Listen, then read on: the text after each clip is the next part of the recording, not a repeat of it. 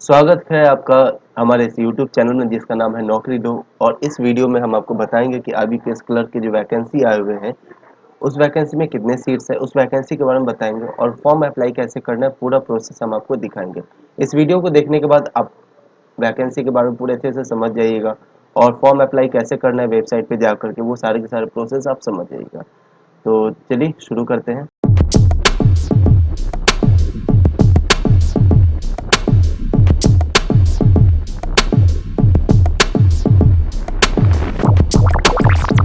ये जो वैकेंसी आई हुई है ये आईबीपीएस क्लर्क की वैकेंसी आई हुई है। टोटल 7,855 सीट्स है।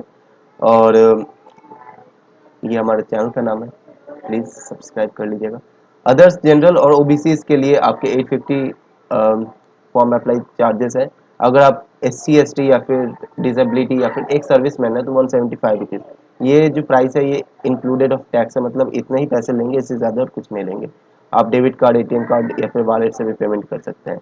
फॉर्म अप्लाई करने का डेट स्टार्टिंग 7 अक्टूबर है और लास्ट डेट है 27 अक्टूबर। आप मॉडिफिकेशन, पेमेंट या सारी चीज़ें 27 अक्टूबर तक कर सकते हैं।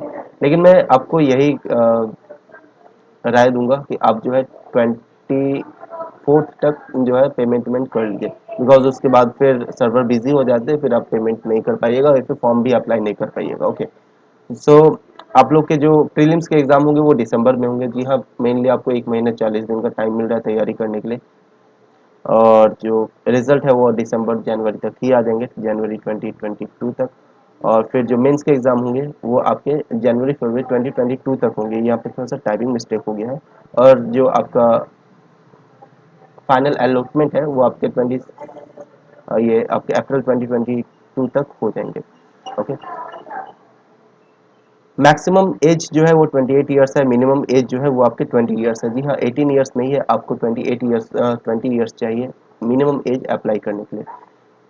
क्वालिफिकेशन आपके पास कोई भी डिग्री होना चाहिए, डिस्टेंस या लर्निंग कोई भी डिग्री अगर आपके पास है, कोई भी BTech, graduation, BCom, MCom, BSc, सारे आप लोग अप्लाई कर सकते हैं। तो यहाँ पे मैं थोड़ा सा स्लोली स्लोली स्क्रॉल कर रहा हूँ ताकि आप लोग देख सकें कि कितने वैकेंसीज कहाँ कितने सीट्स है। मैं कुछ हाईलाइटेड सब देख देता हूँ। जैसे आंध्र प्रदेश में थोड़े अच्छे सीट्स है, आसाम में भी ठीक है, बिहार में भी अच्छे सीट्स है, दिल्ली में भी काफ़ी अच्छे सीट्स हैं, गुजरात में भी अच्छे सीट्स हैं। नेक्स्ट आपका कर्नाटका में भी सीट्स अच्छे हैं, मध्य प्रदेश, महाराष्ट्र में काफ़ी ज़्यादा सीट्स है। ओके।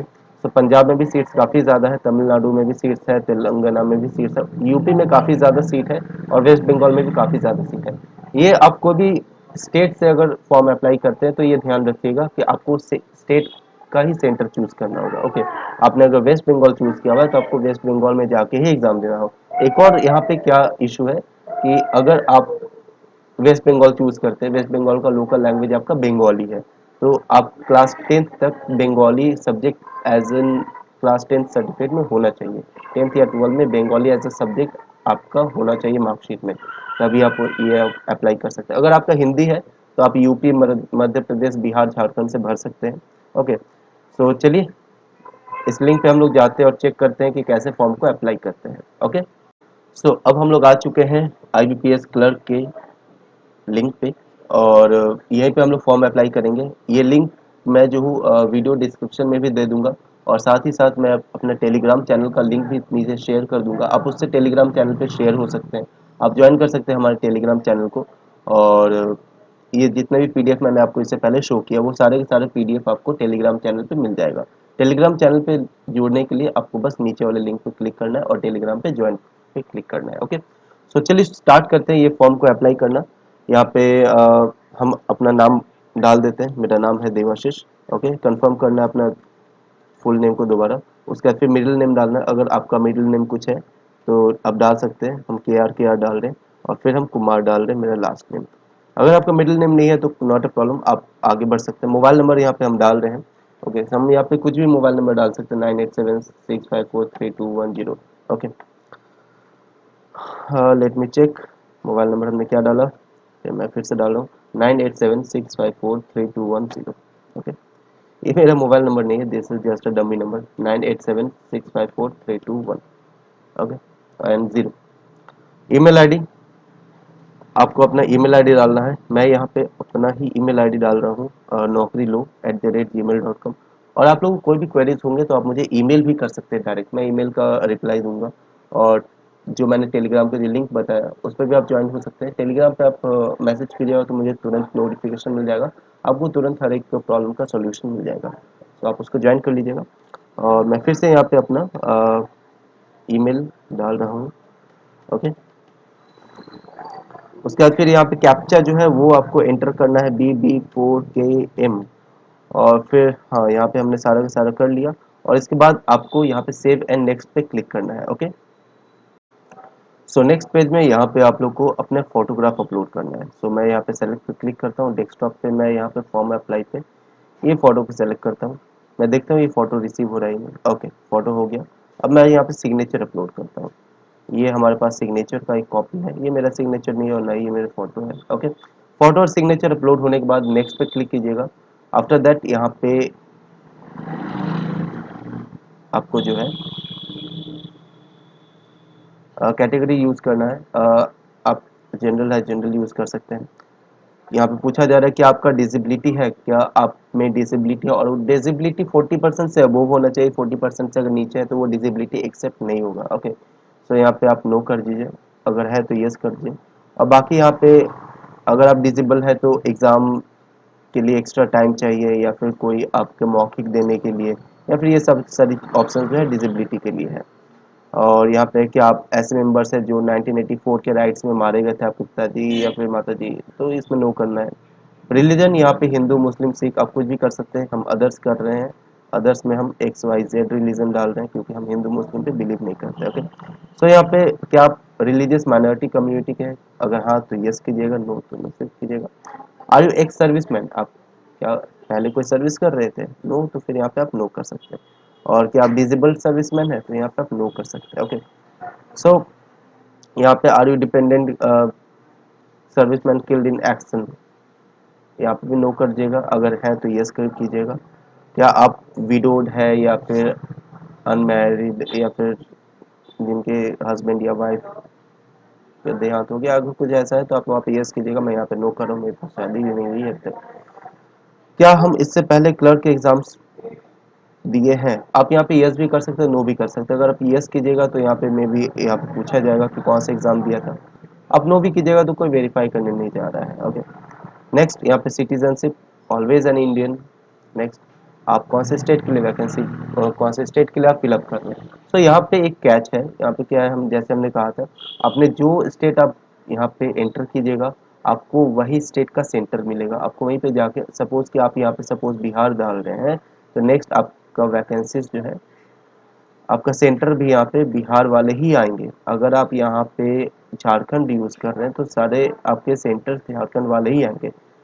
ओके, और आप पोस्ट भी झारखंड के लिए ही या फिर बिहार के लिए ही यूज कीजिएगा। ओके, तो मैं यहाँ पे दिल्ली डाल रहा हूँ। ओके, दिल्ली का सेंटर्स यहाँ पे फरीदाबाद, दिल्ली, न्यू दिल्ली, गाजियाबाद, तो मैं यहाँ पे न्यू दिल्ली ही यूज कर रहा हूँ। Centre centre for main examination, main exam आपको कहाँ देना है उसके लिए यहाँ पे भी आप दिल्ली ही सेलेक्ट कीजिए, या फिर कुछ भी आपकी मर्जी।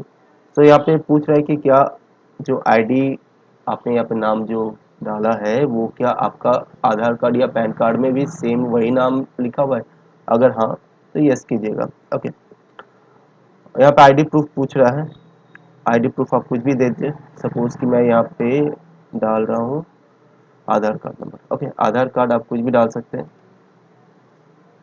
16 डिजिट होते हैं ना, 12 डिजिट होते हैं। ओके, हो गए 12 डिजिट। नाउ यहाँ पे डेट ऑफ बर्थ आप कुछ भी डाल सकते हैं, यहाँ पे डेट ऑफ, सॉरी, आप अपना डेट ऑफ बर्थ डालिएगा, कुछ भी मत डालिएगा। ओके, यहाँ पे जेंडर, मेल है तो मेल, फीमेल है फीमेल, अदर्स है तो अदर्स, मैं यहाँ पे मेल डाल रहा हूँ। क्या आपके ट्विन ब्रदर एंड सिस्टर्स हैं, अगर है तो फिर यहाँ पे यस कीजिएगा, नहीं है तो फिर नो कीजिएगा। ओके, ना, आपका मैरिटल स्टेटस, अगर आप शादीशुदा है तो मैरिड, अनमैरिड है तो अनमैरिड, विडो, विडोअर, डिवोर्स जो भी है। ओके, फादर्स नेम आप कुछ भी यहाँ पे डाल सकते हैं, मैं कुछ भी यहाँ पे एंटर कर देता हूँ, this is my father's name और this is my mother's name. आप अपने मम्मी का और पापा का नाम लिखिएगा। स्पाउस, अगर आपके हस्बैंड वाइफ है। यहाँ पे एड्रेस आप कुछ भी डाल सकते हैं। ओके, यहाँ पे एड्रेस आपको डालना है। डिस्ट्रिक्ट आप दिल्ली डालिए, या फिर जो आपका डिस्ट्रिक्ट है, स्टेट दिल्ली, क्योंकि मैंने दिल्ली डाला हुआ है। पिन कोड मुझे पता नहीं है दिल्ली का क्या होता है। एड्रेस अगर आपका सेम है परमानेंट की तरह तो यहीं पे आप टिक कर सकते हैं, आपको ये पूरा एंट्री नहीं करना होगा। ओके, जीएसटी कम्युनिकेशन या परमानेंट, तो आप यहाँ पे कुछ भी सेलेक्ट कर सकते हैं, नॉट अ प्रॉब्लम। यहाँ पे सेव एंड नेक्स्ट का आप कीजिएगा। जैसे आप सेव एंड नेक्स्ट पे आप क्लिक कीजिएगा, आपका यहाँ पे ग्रेजुएशन और सारी की सारी आपको बोला जाएगा। मैं बीटेक किया हूँ, मैं बीटेक डाल रहा हूँ। और इंजीनियरिंग, डेट ऑफ पासिंग में कुछ भी डाल देता हूँ, जो आपने जब पास किया है तब का आपको डालना है। परसेंटेज ऑफ मार्क्स, यहाँ पे आपको डेसिमल पॉइंट के बाद 2 डिजिट डालने हैं। क्लास आपको फर्स्ट क्लास डालना है। पोस्ट ग्रेजुएशन अगर आपने किया हुआ है तो वो किस में था वो आपको यहाँ पे एंटर करना है। आपके पास अगर कंप्यूटर नॉलेज है तो यहाँ पे यस कीजिए। यस करने पे आपको यहाँ पे पूछा भी जाएगा कि सर्टिफिकेट है या नहीं आपके पास। ओके, और अगर आपके पास नहीं है कंप्यूटर नॉलेज तो यहाँ पे नो कर दीजिए। That is not a problem. अगर आपके पास कंप्यूटर नॉलेज नहीं है तो भी ऐसी कोई प्रॉब्लम नहीं है कि आपको जॉब नहीं मिलेगा। आपके पास अगर कंप्यूटर के सर्टिफिकेट नहीं है, या फिर आपने 11th 12th में या फिर ग्रेजुएशन या फिर 10th तक में कंप्यूटर नहीं सीखा है तो आप यहाँ पे नो कर सकते हैं। ओके, आपको नौकरी फिर भी मिलेगी ही मिलेगी। अगर आपने किया हुआ है तो फिर study in higher school, degree में पढ़े, डिप्लोमा में पढ़े, सर्टिफिकेट है आपके पास, आप कुछ भी कर सकते हैं। मैं यहाँ पे नो ही कर रहा हूँ। ओके, अगर आप अभी कहीं पे जॉब कर रहे हैं तो कहाँ पे जॉब कर रहे हैं उसका डिटेल्स यहाँ पे डालना है।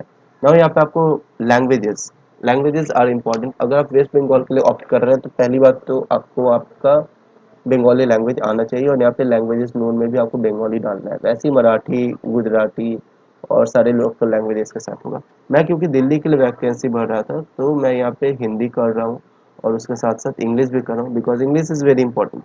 इंग्लिश आपको पढ़ना लिखना और बोलना आना चाहिए। नेक्स्ट मैं यहाँ पे नेक्स्ट करता हूँ। यहाँ पे पूछा जा रहा है कि क्या आप किसी गुनाह में आपके ऊपर कोई केस चल रहा है, तो यहाँ पे नो कीजिएगा। Okay, okay, save and next पे मैं क्लिक कर रहा हूँ। वन मोर एरर, मैं कुछ छोड़ छोड़ चुका हूँ क्या? ओके, यहाँ पे आप यस कर सकते हैं। Should be yes. Okay okay okay, computer language यहाँ पे यस करना ही पड़ेगा। आपके पास अगर सर्टिफिकेट नहीं है तो फिर करना पड़ेगा।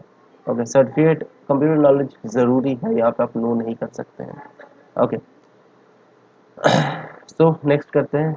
वहाँ पे मैंने गलती कर दिया था, सॉरी उसके लिए। कोई बात नहीं, मैंने अपनी गलती सुधार ली। चलिए सेव एंड नेक्स्ट करते देखते हैं आगे क्या है। Okay, so save and next के यहाँ पे आपको प्रेफरेंस डालना है। आप अपने प्रेफरेंस के हिसाब से यहाँ पे बैंक्स डाल सकते हैं। मैं यहाँ पे जैसा दिया हुआ वैसे मैं दे दे रहा हूँ। कोई भी बैंक में जॉब हो जाए अच्छी बात है, कोई बैंक खराब या अच्छा नहीं होता, सब अच्छे होते हैं। ओके, बट यहाँ पे आप अपने प्रेफरेंस के हिसाब से, बहुत जन को कुछ ख्वाहिश होती है कि हम इस बैंक में जॉब करेंगे, तो वो आप अपना प्रेफरेंस खुद से दे सकते हैं।